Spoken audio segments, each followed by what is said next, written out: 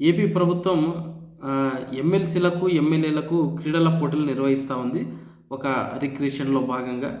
So, అందులో రఘురామ కృష్ణంరాజు గారు cricket ఆడుతూ ఒక రన్ తీసే ప్రయత్నంలో చాలా సింపుల్‌గా కింద పడిపోవడం జరిగింది. సో, అలా పడిపోవడం వల్లనే 2 ఎముకలు ఫ్రాక్చర్ అయ్యాయంటూ కూడా సమాచారం అనేది బయటికి రావడం జరిగింది. అన్ని పేపర్లు కూడా దీన్ని కవర్ చేయడం జరిగింది. అయితే ఈ విషయాన్ని పివి సునీల్ కుమార్ గారు మాట్లాడుతూ చాలా సింపుల్‌గా పడినందుకే 2 ఎముకలు విరిగిపోయాయంటే, మేము నిజంగా కొట్టింటే అతని బాడీలో ఎన్ని ఎముకలు విరిగావో ఒక్కసారి ఆలోచించుకోవాలి. ఈ లాజిక్‌ను అర్థం చేసుకుంటే మీకు తెలుస్తుంది. మేము అతన్ని కస్టడీలో హరాస్మెంట్ చేయలేదు, కస్టడీలో టార్చర్ చేయలేదు, మా కస్టడీలో ఉన్నప్పుడు అతన్ని కొట్టలేదని కూడా. కేవలం మమ్మల్ని ఇబ్బంది పెట్టే ప్రయత్నంలో భాగంగానే అతను మా పైన కక్ష పెంచుకొని మా పైన కేసులను బనాయించడం జరిగింది.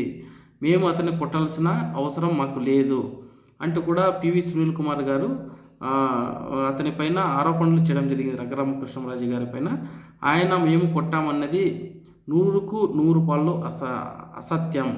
అతన్ని మేము కొట్టలేదు, కస్టడీలో టార్చర్ చేయలేదు. ఒకవేళ చేసింటే అతని బాడీలో ఎముకలే ఉండేవి కాదంటూ కూడా చాలా క్లియర్గా కూడా చెప్పడం జరిగింది.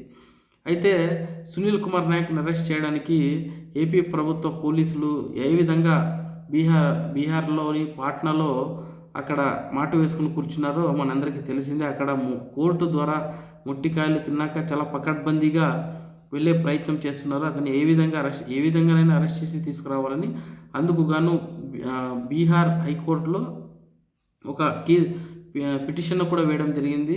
సునీల్ కుమార్ నాయక్ని అరెస్ట్ చేయడానికి అక్కడ లోకల్ పోలీసులు అండ్ ప్రభుత్వ యంత్రాంగం సహకరించాలంటూ కూడా, అంతేకాకుండా సునీల్ కుమార్ నాయక్ పైన ఒక నాన్ బెయిలబుల్ కేసును కూడా పెట్టడం జరిగింది.